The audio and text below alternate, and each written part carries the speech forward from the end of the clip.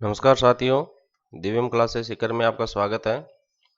पिछली क्लास में हमने अभाज्य गुणनखंड विधि से घनमूल ज्ञात करना सीखा था।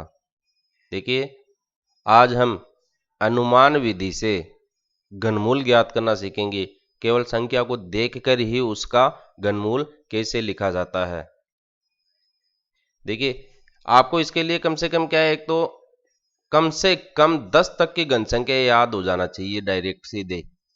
जैसे एक का घन एक होता है, एक बार मेरे साथ रिपीट कीजिएगा। दो का घन 8 होता है, तीन का घन 27, चार का घन, रिपीट करते रहिए, साथ साथ विचार करते रहिए, बोलते रहिए। पांच का घन 125, छह का घन बताइए बताइए, छह का घन 216, सात का घन 343, आठ का घन 512, नौ का घन 729, 10 का घन 1000। ये इस तरीके से आपको याद हो जाना चाहिए। ओके, अब अपन इसके आगे की बात करते हैं। देखिए, हमें केवल देखकर अनुमान लगाकर घनमूल ज्ञात करना है। जैसे सबसे पहली संख्या है 3375। तो साथियों, इसमें करना क्या है आपको कि घन में घात 3 होती है, इसलिए हम इकाई के अंक की तरफ से बाईं तरफ बढ़ते हुए तीन तीन अंकों के समूह बनाएंगे। इसमें सबसे पहली स्टेज क्या रहेगी, इकाई से प्रारंभ कर तीन तीन अंकों के समूह बनाएंगे। तीन तीन अंकों के समूह बनाने हैं। ये पहली स्टेज हो गई है। दूसरी स्टेज में आपके क्या रहेगा कि फिर बाईं तरफ जितने भी अंक बच जाएंगे, एक दो जितने भी है, उतने आपको उस दूसरे समूह में रखने हैं। दूसरी स्टेज में क्या रह जाएंगे, शेष दूसरे समूह में रहेंगे। ठीक है, दो स्टेप हो गई। अब तीसरी स्टेप में अपने को क्या करना है कि जो पहला समूह है उसमें आपको इकाई का अंक देखना है क्या है। अब जैसे यहां पर इकाई का अंक 5 आ रहा है, तो वो 5 जो है इकाई का अंक किस घन संख्या में है, किस घन संख्या में है। तीसरी स्टेज आपकी ये रह जाएगी, ये मान लीजिए इकाई का अंक, इकाई का अंक किस घन संख्या में है। तो बताओ, देखो 5 आ जाता तो आपको आंख मीच कर एक ही संख्या लिखनी है 5, ज्यादा दिमाग लगाना ही नहीं है। 5 आने पर 5 लिखना है। फिर चौथी स्टेज में आपको क्या करना है, शेष जो संख्या है उसके नजदीकी घन संख्या लिखनी है। शेष में से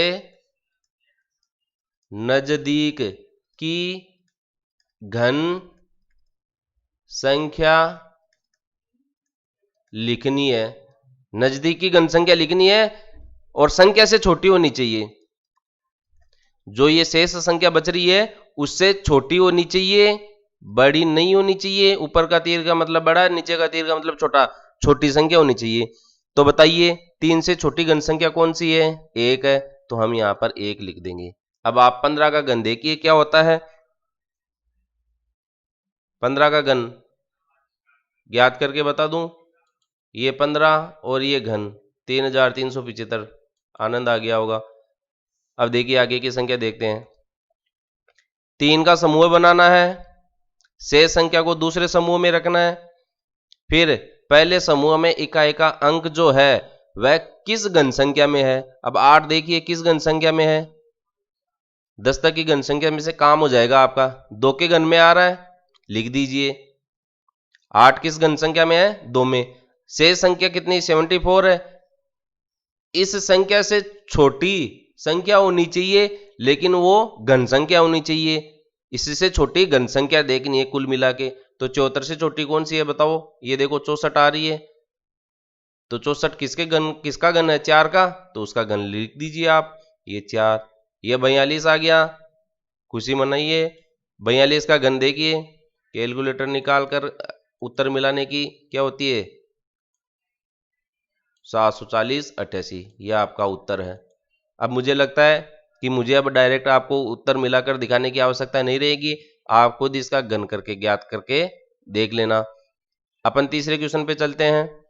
3 शून्य है, 3 अंकों का समूह बनाना है, दूसरे समूह में शेष संख्याओं को रख लेना है, शेष अंकों को रख लेना है। अब देखो 0 आ गया तो 0 का 0 लिख दीजिए, अगर कोई समूह में कोई अंक नहीं है तो आप 0 लिख दीजिए, ठीक है। अब ये 8 जो है किस घन संख्या के नजदीक है 2, 8 देखिए स्वयं 2 के नजदीक है, ठीक है। अगर संख्या आ रही है तो वैसी की वैसी लिख देना है, तो 20 का घन करो आपको 8000 मिल जाएगा। अब मैं इस क्वेश्चन पे चल रहा हूं, आपका अभ्यास अच्छे तरीके से हो जाएगा। 4 3 अंकों का समूह बनाया, शेष अंकों को दूसरे समूह में रखा, इकाई का अंक देखिए 4 है तो 4 किसके घन में आ रहा है 4 के घन में आ रहा है।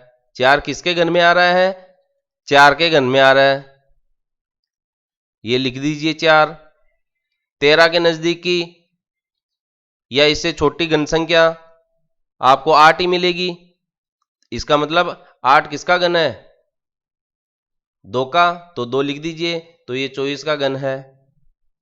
आगे देखिएगा 3 अंकों का समूह बनाना है, इकाई का अंक देखना है, पहले समूह में 5 है, 5 आने पर तो आप आंख मीच कर 5 रख दीजिए, क्योंकि 5 को आप कितनी बार 5 से गुणा करें उसका वो 5 के ही घन में मिलेगी आपको कुल मिला के, ये बात है 5 जो है 5 के घन में ही आपको मिलेगा।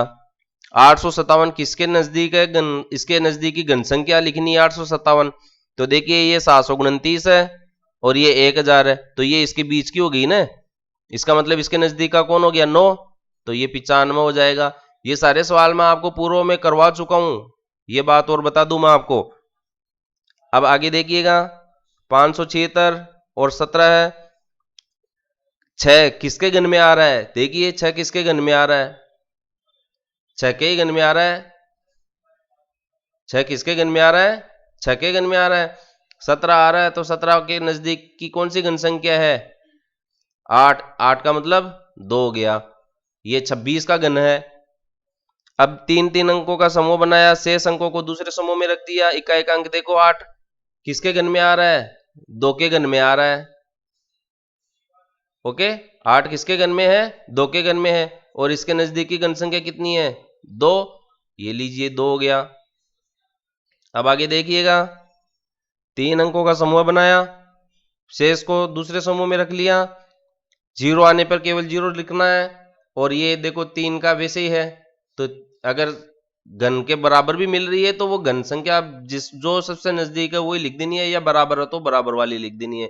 जैसे 27 क्या है 3 का घन है तो 3 लिख देना है, लेकिन इससे ज्यादा नहीं होना चाहिए। अब आगे देखिएगा 625 15 5 ले लेंगे, 15 किसके नजदीक आ रहा है 2 के घन के नजदीक आ रहा है, तो ये 25 का घन हो गया। 592 110 2 किसके घन में आ रहा है देखिए 2 किसके घन में आ रहा है, ये रहा 8, 8 के घन में आ रहा है, तो आपको यहां पर 8 लिख देना है इसके लिए तो। और 110 किसके घन के नजदीक है 5 का देखेंगे तो 125 हो जाएगा, तो ये 4 के रहेगा, तो ये 4 का हो गया 48, तो 48 का घन कितना होता है ये होता है 1,10,592। अब ये एक सवाल और देख लीजिएगा, 6 किसके घन में आ रहा है बताइए, 6 किसके घन में आ रहा है, ये देखिए 6 के घन में है, 6 के घन में है तो आप 6 लिख दीजिए। और 46 किसके घन के नजदीक है 3, क्योंकि 4 का कितना हो जाता है 64 हो जाता है, इसलिए ये 3 लिखा जाएगा, तो ये 36 का घन है।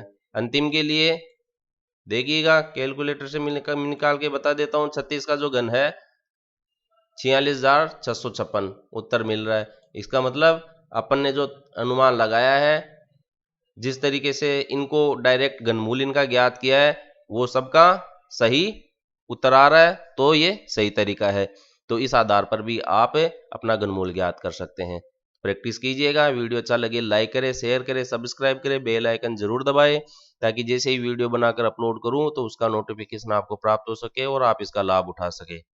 धन्यवाद।